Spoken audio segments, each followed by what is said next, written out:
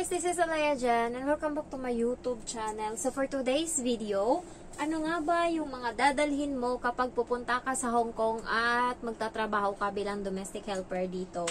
So unang-una is i-safety mo yung mga requirements mo, syempre.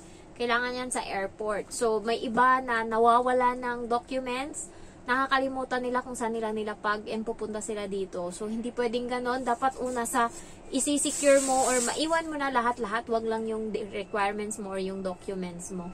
Pangalawa is, syempre, hindi mo alam kung yung amo mo is mabait o hindi. Sure ka dapat na meron ka ng mga primary na mga ginagamit mo. Katulad ng shampoo, sabon, yung sabon lang na isang bar, ayan. Tapos, toothpaste, toothbrush, yung maliit lang na toothpaste, ayan. Kumain akong lychee guys. So, ito yung ganito lang maliit lang. Para pang simula mo lang. Hindi naman to mauubos sa isang buwan ata.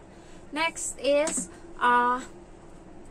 syempre, magdala ka din ng kahit isang pack lang na biscuit, yung Skyflex or ganyan. Basta may konti kayong makain para in case ba. Hindi natin alam mangyayari. Magdala din kayo ng, kung mahilig kayo magkape, magdala kayo ng kape. Ayan, efficacent. Kung ano yung ginagamit nyo sa mukha nyo, kasi mahal na yun pagdating dito, deodorant, ganyan. And then, yung damit na dadalhin nyo guys is hindi yung masikip na damit or leggings, yung kasi ayaw ng mga amo ng ganyan. Gusto nila yung manang yung katulong nila. Katulad nung katulong ng amo ko, yung matanda doon, nagsuot siya ng short na hanggang tuhod. Nagalit yung matanda sa kanya. Sabi, palitan mo yung damit mo kaya hindi yan pwede. Dapat pajama lang daw, tsaka t-shirt yung pwedeng isuot. Ayan, so wala siyang nagawa. Kahit na mainit, and hindi sila nagbubukas ng aircon kapag ikaw lang nakatulong yung nasa bahay. So wala ka talaga, wala ka talagang choice kundi na magtiis, na basa yung mga singit mo dyan. Lahat basa. Amoy na amoy mo yung yung pawis mo. Wala kang choice kasi hindi talaga nabubuksan yung aircon at nakasuot ka talaga ng pantalon and t-shirt na malaki. So, swerte mo na lang pag yung amo mo okay lang na mag-short ka. Pero marami talaga dito ang bawal, yung ayaw nila na ganyan.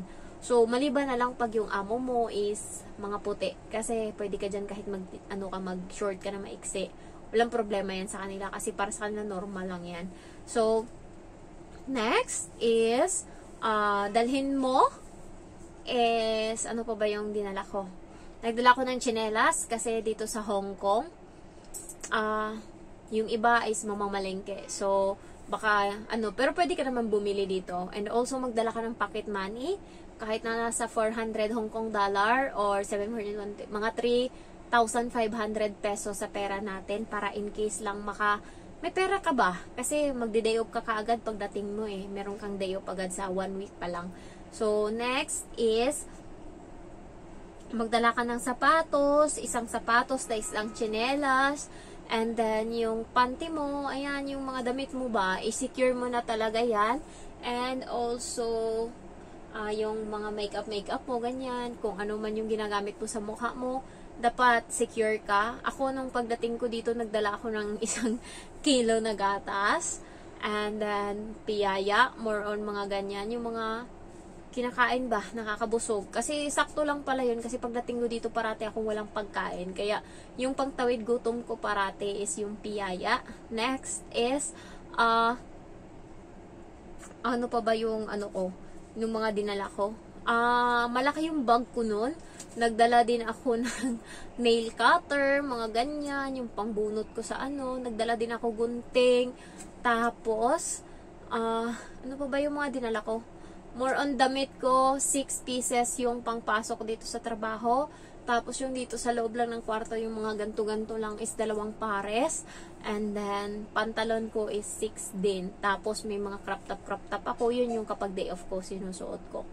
Next, kailangan pag pupunta ka dito sa Hong Kong, hindi pwedeng wala kang madalang mga gamot. Kasi mahal na dito yung mga gamot. Magdala ka ng vitamins kasi maubusan ka ng dugo dito. Mamutla ka talaga sa puyat, pagod, ayan, gutom. So, magdala kayo ng vitamins, Newsep, yan yung takbuhan ko. Newsep, and then Bioflu, ganyan. Buskupan para pag sumakit yung puson ko. Pero awa ng Diyos, natitiis ko naman yung sakit ng puson ko. Hindi ko siya iniinuman ng gamot. So, 2 years na siyang masakit, pero hindi katulad dati na mamumutla ka, gagapang ka talaga sa sakit na hindi mo maintindihan.